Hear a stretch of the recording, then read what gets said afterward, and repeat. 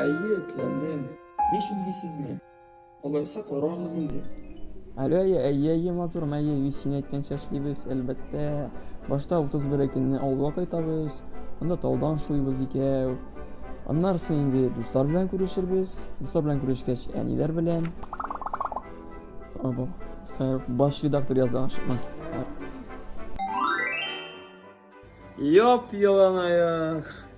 Minnattarım yana kadar dежурство koyganlar, tapkanlar eşek malay. Akçası yok işimden. 9 mayda da dежур idim, 30 avgustda da dежур idim. Hazır o'tgan haftaning konsert, bunun sonunda intervyu. So'ng bizda 30 avgustda ishladik endi. 9 mayda men de ish qildim.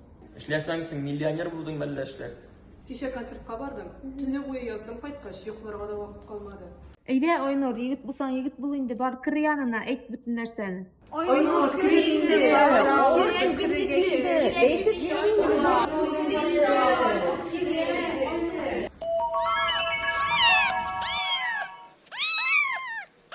Krem kızlar, krem sizin için обязательно krem.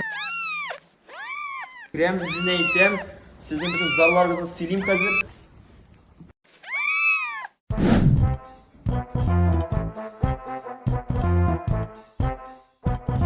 Yanma yıl dежурлыгından alırız mıydı? Kişki çaralara koymalıyız.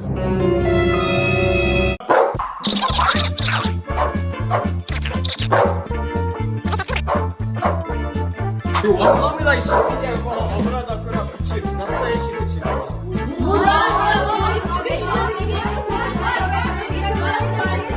Etkenizden işleyibiz. Üzünüzün zadanyalarınızı bizge bilesiz. Hadi bu şu mene yanal otpuskunda kişiye yal yarıdırayım diyor.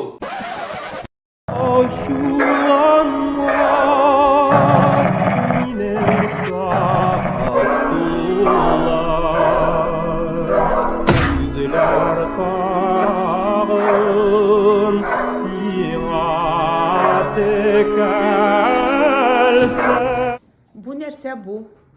Ул bit kişi balası, sen ne işleysin? Oynur, boshqa ish izlab qaraysanmisan endi? Ishi bo'l endi, bloger, idan juvib qarasanmisan? İden yusan eşeğe batmayın şosu yakşı.